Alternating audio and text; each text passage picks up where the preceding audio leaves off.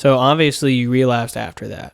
Yeah. So what happened? I mean, you just, if anyone didn't know your story, they would think that you would have just stayed sober forever until today. That's right. So what did that path look like over that stint of recovery that led to a relapse, which lasted forever? Yeah, it was a while. I just, me being me, and I'm just going to try to do less and less. As soon as I start getting, like, the stuff starts getting really good, of course, I'm going to fall back on X, Y, and Z. I'm going to start doing less and less of the program. I'm more like buffet style, do it, like pick and choose what I want to do. Because you feel so good. Because I feel great. Yeah, everything's chilling, like, I'm cool. And there was that, and I just was...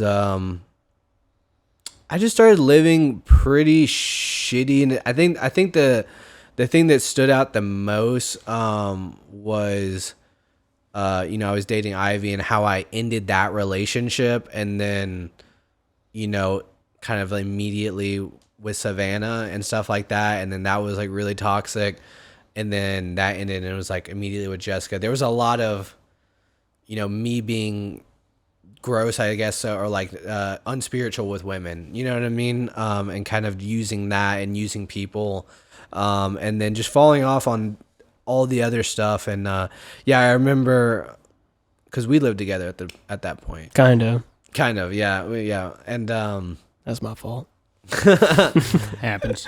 And I remember like right beforehand, I was just like, I knew something was up, or like I knew it wasn't good. Like I would maybe meet up with my sponsor like once a week and go to Dark Side. Like that was like my recovery at that point. But what were you doing with your sponsor? Because some would say that weekly sponsor meetings are not bad at all. I don't think I was really, I think we were just chatting, I think we were just chatting, and a lot of it was like the women thing. And I remember like, and I was like really ego driven at the time too. I remember one time, because he lived with Chris Hudson, I remember one time Chris overheard how I was like approaching stuff, and he like just chimed in and lit me the fuck up. Just lit me the fuck up, and I was like, what the fuck? And I think actually like right after that I got high. And I remember like right after that I got high. But I remember I was like at the house, and I was like, dude, I want to smoke weed. And I told Jessica at the time, and she was like maybe you should go to a meeting. I went to a meeting with Alex. And like while we're driving down there, he's like, Alex is like trying to give me some advice and stuff like that. And I'm like, yeah, for sure. And like already I know, I'm like, as soon as we get back home, like I'm going to smoke weed. Like that's a fact, And that's exactly what happened. Well, I remember, because we did live together. Mm-hmm. I remember coming home, and it was kind of the era of like, we were older, we knew more, we were more in charge of our life, and we knew like it wasn't just about get a job and survive, and be happy. We were trying to do stuff. We had the music stuff going on, and which was all a fun experience, but like you kind of just became the guy, right? You were Krampus, you were the DJ, people knew you, and you were the guy, and you were always kind of like this entrepreneur, whether it was just in the confidence world and you took charge in that, or like you were in the music or the gaming and the streaming. Like you've always been the guy to just have some of the greatest and utmost confidence still even today, like with the iPhone stuff, still today that I've ever met. And so being this guy, you're no longer getting beat up because you're selling drugs, and you're not this little dude anymore.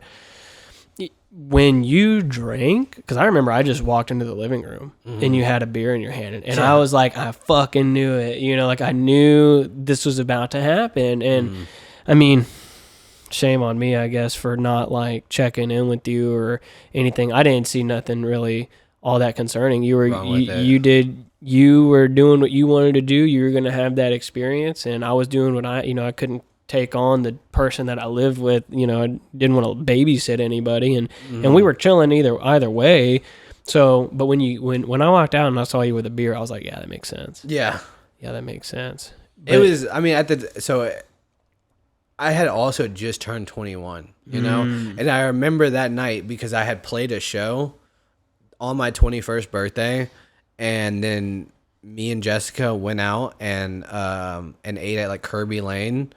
And I remember, like, I was like, I want to order a drink right now. I was like, this is the only time I turned 21. And I remember, like, and this is exactly what I mean. Like, one of those times, like, I really wanted to drink and I suppressed that. Like, I held that in and I didn't tell anyone, you know?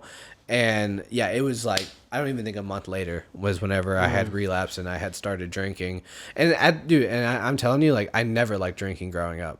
Like, there was a point where I did it because I was on probation and I couldn't smoke weed. Right, that makes sense. Yeah, and I hated it. I would just get sick and throw up, and I was like, dude, I just want to smoke weed. Yeah. But as soon as I was like 21 and it was like I could have a drink while we were eating or something like that, that just sounded so appealing to me, you know? Right, which is interesting because I turned 21 and I was in a whole nother state, you know, when we just moved into that apartment.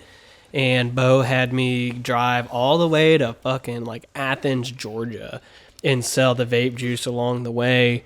And it was, I don't know where I was. I guess I was in Georgia at the time. I arrived on March 10th where Bo was. And I was like, I'm in the Mustang. I'm not even in my car. You know, the 5.0. The 5.0 Mustang, which was Bo's. And I was like, dude. And like the thought to actually buy a drink and drink it never crossed my mind. It was more so like, oh, I can now legally buy a drink. That was like the only thing that came to mind. I had no urge to go drink. I had no desire. I didn't even ever consider it at all.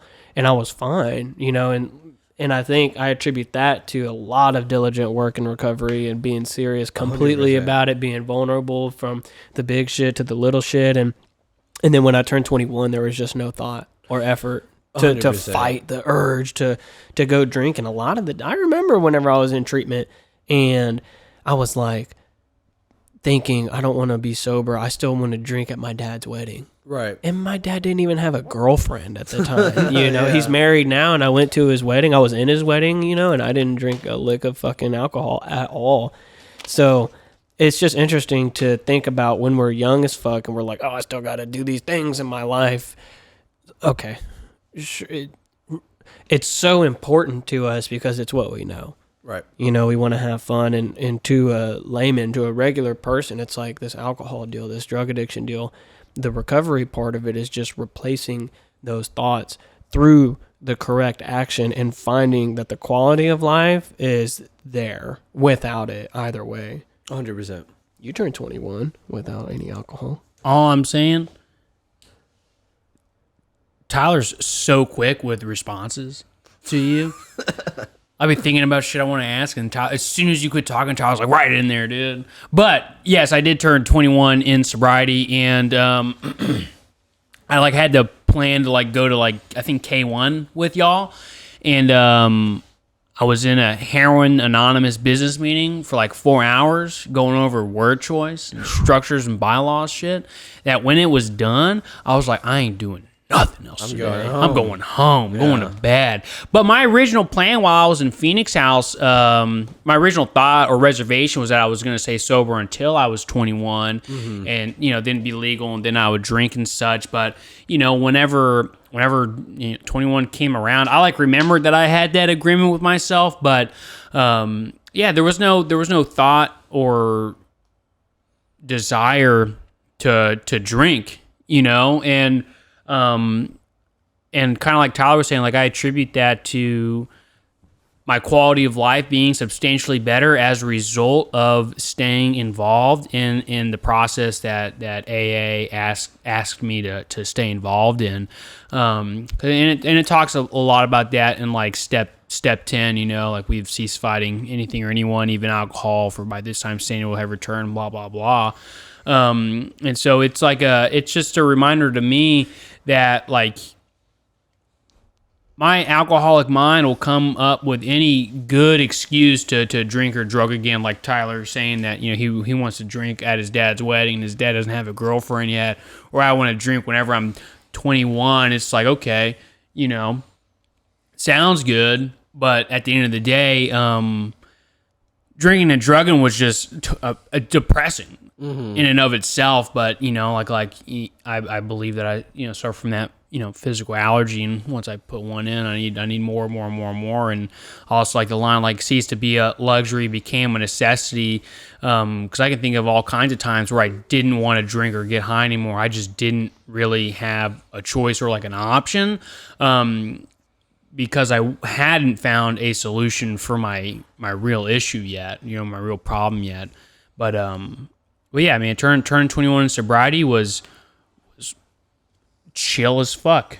I was just hanging out with people, doing my thing, except for it was a little different because it was a Heroin Anonymous business meeting. That's true. Which was an L, but it's like just because I turned 25 doesn't mean I took work off. I ain't gonna take recovery out just because I'm turning 21. It's a solid point. It's a solid point for sure. Oh yeah.